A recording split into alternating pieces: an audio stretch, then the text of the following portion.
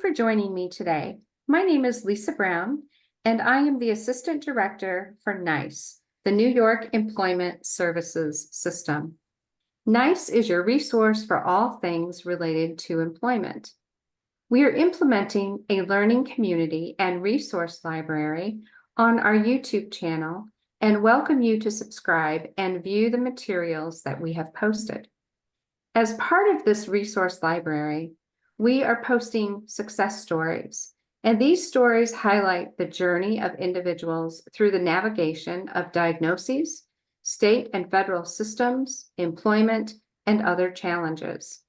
Today, we have the pleasure of speaking with Pat Feinberg, who has agreed to share her journey and success story with us. Welcome, Pat. Thank you for joining me today to talk about your journey and your ultimate success. Hi, I'm Pat Feinberg, and I'm the benefits practitioner and peer educator at the Center for Rehab and Recovery, and that's now part of Inunity for Alliance.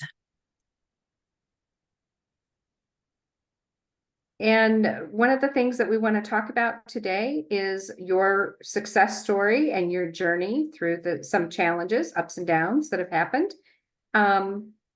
And we're going to start this interview. So we're going to transition to our still photos and then begin our interview.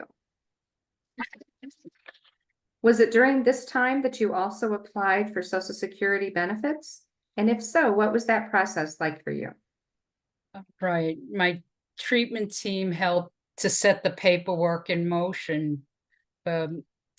SSA benefits. Generally, it takes 3 to 5 months to complete the application process to receiving the first benefit check. To expedite the process, you can go online and get started at www.socialsecurity.gov/apply for disability. I had a lot of support from staff to help me through this trying time of uncertainty, and certainly navigating Social Security to obtain benefits is an invasive, complex process. It's overwhelming to the individual, but the good news is that you don't have to do it alone. The support staff, in addition to someone who's navigated the system themselves, can make all the difference in allaying one's fears. If you're a person who's navigated the system before, it will be beneficial to translate the process in user-friendly terms and break it down into small steps and walk through the process with the new applicant. That's terrific that you had such good supports. Do you have any stories about receiving Social Security benefits that others might be able to learn from?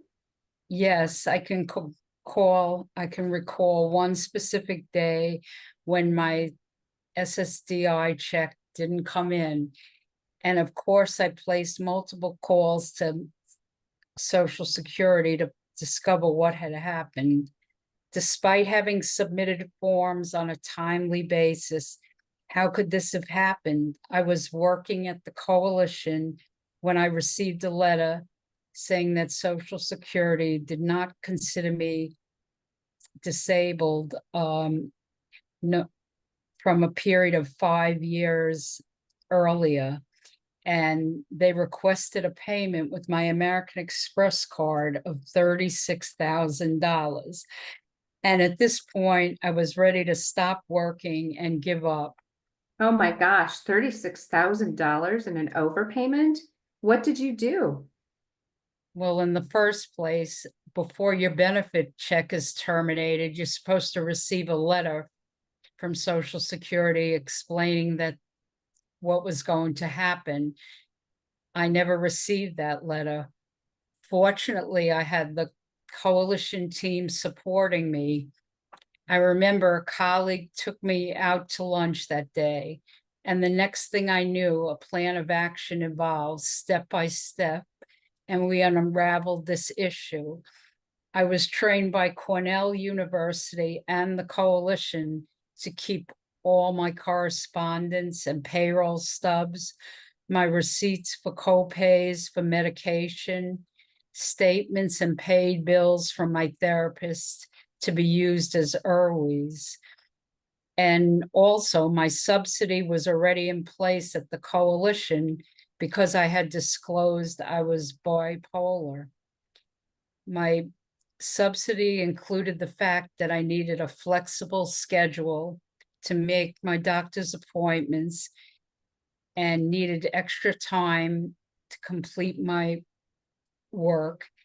And in addition, needed help from my colleagues as well as the staff of Venture House. And Venture House is a clubhouse that offers help for its members to be able to maintain a job. And Venture House is a clubhouse that believes work is an integral part of recovery. Within a month's time, the issue was resolved, the documentation was accepted, and the decision was reversed. My SSDI checks resumed. However, it doesn't happen this quickly for everyone. I had supports helping me walk through the process. That's amazing. Just a month before it was all worked out. It sounds like you had a tremendous amount of support in getting this SSA issue resolved.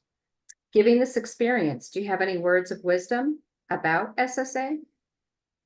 Yes, to report your Hmm. wages and to open and review all the correspondence Social Security sends you.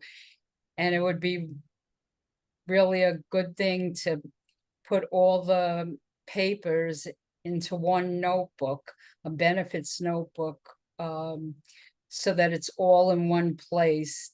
And you have a file of all the letters and keep all the receipts for IRWI expenses and documentation for subsidies.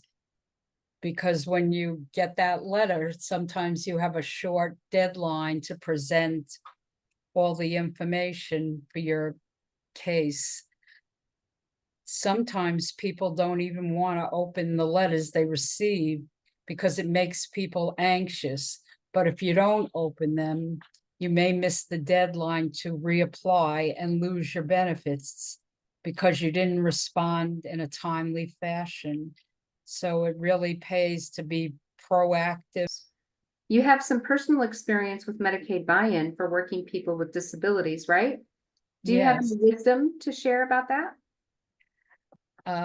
Yes, it's kind of like one of those best kept secrets, and the fact that it's called Medicaid buy-in, it kind of suggests you pay a premium, but it's been absolutely free since 2003, and I was one of the first people to sign up. And if I was working part-time and I had medications that were very costly, so my work wouldn't have even been viable if I couldn't have these medications. So because of MBI, that great work incentive, it was possible. That's great. And the MBI Working People with Disabilities program is a great way for people to go to work, earn a remarkable wage, and still maintain their Medicaid benefits. And in fact, there's going to be some changes in January of 2025 to increase some of those asset and income limits. So stay tuned for more information on that.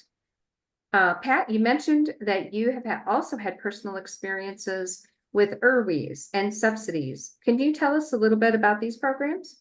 Yes, IRWIs are impairment-related work expenses, so the items or services that a person needs to go to work.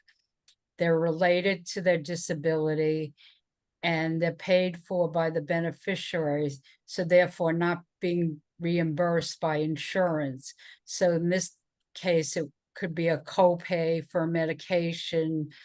One example is I see a psychologist on a sliding scale and she charges $20 a week. So that translates to $80 a month that I could deduct from my countable wages. And that allows me to keep working and receiving the benefit amount as well, because it's reducing the wages. And it could be medications, doctor co-pays, music therapy, it's pet therapy, as long as you can make a case for it. You can think out of the box. That's And- terrific.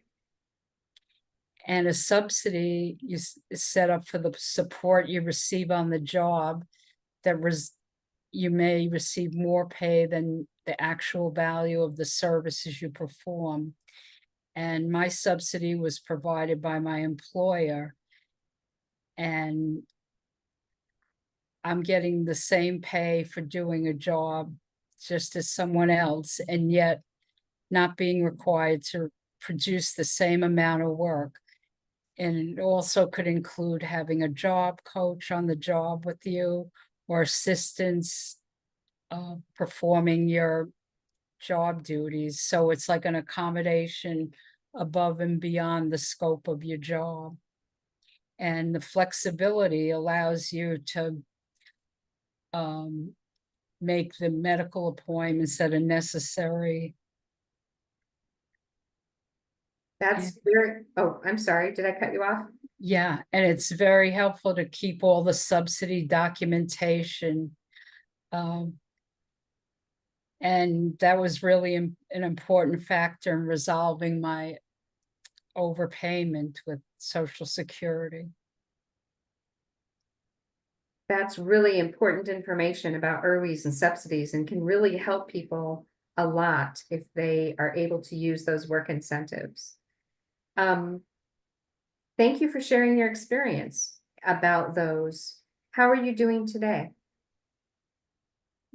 Fine, I'm past full retirement age. I'm still working remotely on a modified schedule due to physical therapy appointments twice a week. I continue to attend trainings because there's still a lot to learn, and my passion is still there. I can still relate to the uncertainty and the fears of navigating a complex system. And I want to pass on what's been given to me so generously. Thank you, Pat, for sharing your story with us. You've had quite a journey over the years, and it sounds like with supports in place and your own determination, you have been very successful. The success story has been recorded and will be available on our YouTube channel. Please reach out to me if you have a success story that you would like to share. lisa.brown2@omh.ny.gov, or give me a call at 518-474-3358. Thank you for joining us today.